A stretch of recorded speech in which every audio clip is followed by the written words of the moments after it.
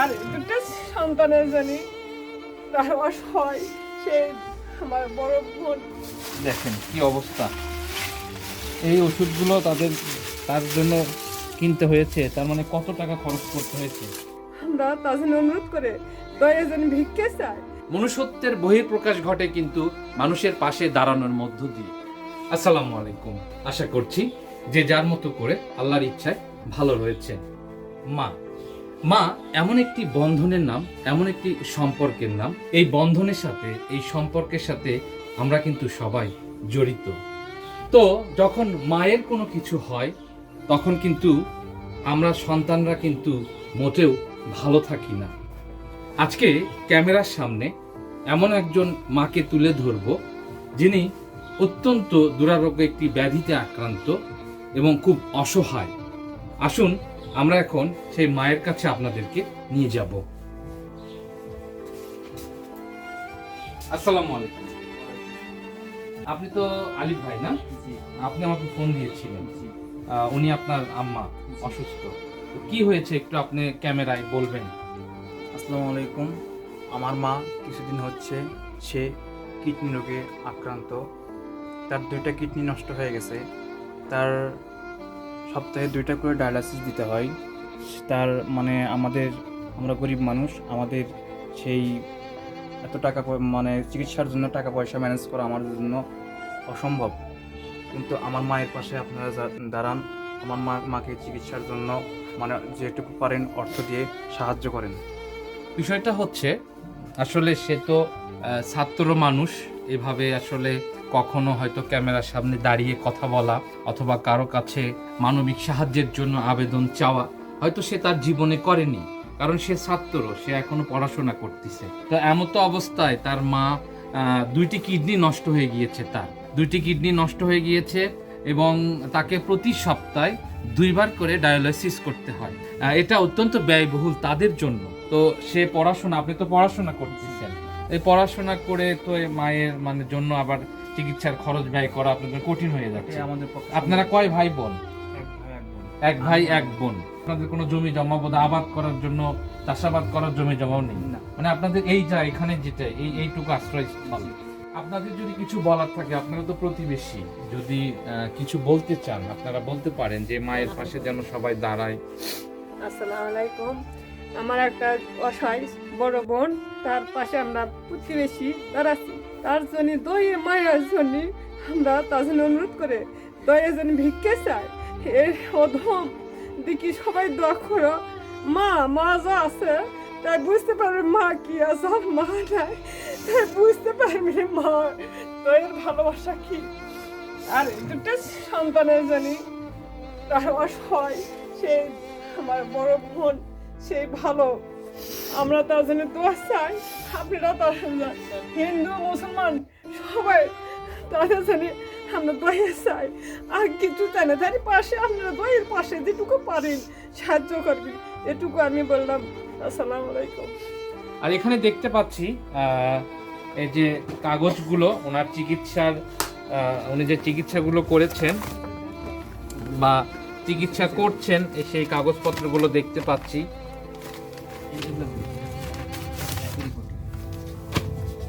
আচ্ছা, এইগুলো এই যে রিপোর্ট, যদিও আমরা হয়তো ডাক্তার নই, হয়তো রিপোর্ট ওইভাবে বুঝবো না, কিন্তু বেসিকটা অন্তত বুঝবো। যে হায়ার অ্যান্টিবায়োটিক ওষুধগুলো লিখেছে।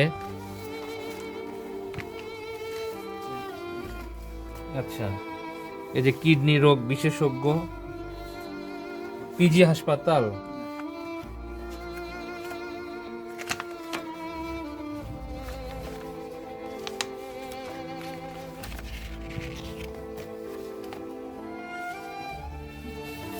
এগুলো নানান রকম রিপোর্ট দেখতে পাচ্ছি, নানান রকম পরীক্ষা নিরীক্ষা। আমরা যদিও এগুলো হয়তো অতটা বুঝবো না, কিন্তু আপনাদেরকে দেখাচ্ছি এই জন্য যে আসলে সে কতটা মানে দুরারোগ্য ব্যাধিতে আক্রান্ত হয়েছে, এটা দেখানোর জন্য দেখাচ্ছি। এখানে অসংখ্য রসিদ, স্লিপ এগুলো দেখতে পাচ্ছি।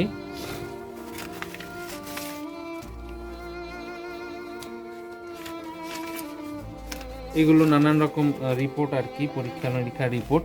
এখানে ওষুধ দেখতে পাচ্ছি অনেকগুলো আমরা।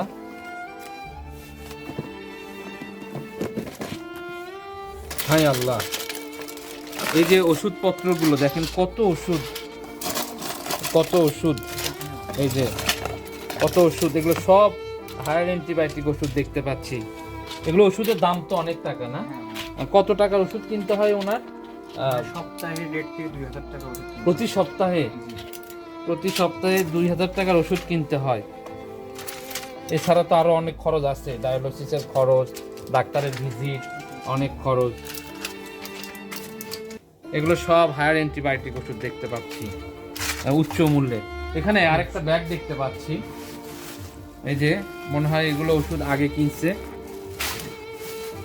দেখেন কি অবস্থা, এই ওষুধগুলো তার জন্য কিনতে হয়েছে, তার মানে কত টাকা খরচ করতে হয়েছে। এরকম আরও যে কত খরচ করতে হবে তার কোনো ঠিক নাই। এটা সত্যি আসলেই খুবই কষ্টদায়ক ব্যাপার যে এই পরিস্থিতিতে তাদেরকে সাপোর্ট করার মতো কেউ নেই, তাদেরকে অর্থনৈতিকভাবে তাদের পাশে দাঁড়ানোর মতো তেমন কেউ নেই। তো এই পরিস্থিতিতে আপনাদের সহযোগিতা, সহমর্মিতা অত্যন্ত জরুরি, এবং তার জন্য আপনারা দোয়া করবেন মহান আল্লাহর কাছে, আল্লাহ তাআলা যেন তাকে সুস্থতা দান করে, এবং যার যতটুকু সামর্থ্য রয়েছেন এই মায়ের পাশে দাঁড়াবেন। আর যেহেতু সে স্টুডেন্ট, সে পড়াশোনা করতেছে, হয়তো আপনারা যদি তার মায়ের পাশে দাঁড়ান, হয়তো সে তাহলে একটু নিশ্চিন্তে, সে নির্ভাবনায় তার পড়াশোনাটা চালিয়ে যেতে পারবে। কারণ এখন সে পড়াশোনায় হয়তো সেইভাবে মন দিতে পারছে না, কারণ তার মা অসুস্থ, এইভাবে মা তাকে পেটে রেখেছে, আর সেই মা এভাবে অর্থ অভাবে এখানে পড়ে রয়েছে, এটা তার জন্য খুবই কষ্টকর। এই জন্য আপনারা একজন ছাত্রের পড়াশোনার যেন কোনো বিঘ্ন না ঘটে এবং তার মার যেন সুচিকিৎসা হয়, এই মর্মে আপনারা কিন্তু অবশ্যই যার যতটুকু সম্ভব তার পাশে দাঁড়াবেন। পৃথিবীতে সব থেকে কাছের মানুষ যিনি, সব থেকে ভালোবাসার সম্পর্ক যার সঙ্গে, সে হচ্ছে সন্তানের সাথে মায়ের সম্পর্ক। তো সেই মা যখন সন্তানের সামনে অর্থের অভাবে ঠিকমতো চিকিৎসা না পেয়ে মানে দিন দিন সে যখন মৃত্যুর দিকে ধাবিত হয়, সে আরো বেশি অসুস্থ হয়, এটা সন্তানের জন্য খুবই কষ্টদায়ক। তা আমি আপনাদের কাছে করজোরে অনুরোধ করব, বিনয়ের সাথে অনুরোধ করব, আপনাদের যার যতটুকু সামর্থ্য রয়েছে, যে যেভাবে পারেন আপনারা এই মায়ের পাশে দাঁড়াবেন।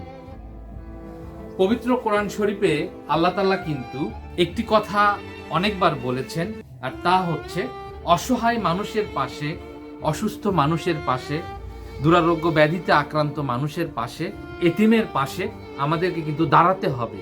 এটা মানুষের জন্য সবথেকে বড় মহৎ কাজ, সবথেকে বড় সৎ কাজ। আমি সেই জায়গা থেকে আপনাদের কাছে আমি বিনয়ের সাথে অনুরোধ করছি, আপনারা যার যতটুকু সামর্থ্য এই মাকে সাহায্য করবেন। তার 2টি কিডনি নষ্ট হয়ে গিয়েছে। আরেকটি কথা, আমি সহজে ভিডিও শেয়ার করার কথা বলি না আমাদের অন্য যে সকল ভিডিও, কিন্তু এই ভিডিওতে আপনাদের কাছে অনুরোধ রাখছি, আপনারা ভিডিওটি শেয়ার করে দিবেন, বেশি বেশি শেয়ার করবেন, যেন এই অসহায় মায়ের এই অসহায়ত্ব, এই যে অর্থ অভাবে তার যে এই কষ্টের দিনাতিপাত, এটি যেন আরো বিত্তশালী মানুষদের চোখে পড়ে, আল্লাহর ইচ্ছায় যেন এই মা সাহায্য পায়। আমি তার নাম্বারটা আপনাদের এখানে আমাদের ক্যামেরার সামনেই জানিয়ে দিচ্ছি, আপনারা যার সদিচ্ছা রয়েছে এই নাম্বারে যোগাযোগ করবেন। আচ্ছা, আপনার মায়ের নাম্বার বা আপনার নাম্বারটা একটু বলবেন। 017 13 61 63 20। এটা কি আপনার নাম্বার? আপনার সঙ্গে কথা বলে তো মায়ের সঙ্গে কথা বলা যাবে। এই নাম্বারে আপনারা তাদেরকে সাহায্য পাঠাতে পারেন। আর এটা ঠিকানা হচ্ছে, এটা বগুড়া জেলার সদর থানার, গ্রামের নাম হচ্ছে হলো হাজরা দিঘি উত্তরপাড়া। এটা আপনার বগুড়া যে সাতমাথা রয়েছে সেই দিক থেকে আপনার মহাস্থানের দিকে, অর্থাৎ উত্তর দিকে আসতে হবে। আর এটা বিশ্ব রোড থেকে একটু ভেতরে আসতে হবে আর কি। মানবতাই হচ্ছে সব থেকে বড় একটি ব্যাপার, মানুষ মানুষের জন্য। আর মনুষ্যত্বের বহিঃপ্রকাশ ঘটে কিন্তু মানুষের পাশে দাঁড়ানোর মধ্য দিয়ে। আমরা আশা করব যে এই আয়োজনের মধ্য দিয়ে আল্লাহর ইচ্ছায় আপনারা তার পাশে দাঁড়াবেন। তো দেখা হবে, কথা হবে এমন কোনো আয়োজনে। সে পর্যন্ত সবাই ভালো থাকবেন, সুস্থ থাকবেন। আর হ্যাঁ, অবশ্যই পবিত্র কোরআন মনোযোগ দিয়ে বুঝে বুঝে পড়তে থাকবেন। এই প্রত্যাশায় আজকের মতো বিদায় নিচ্ছি।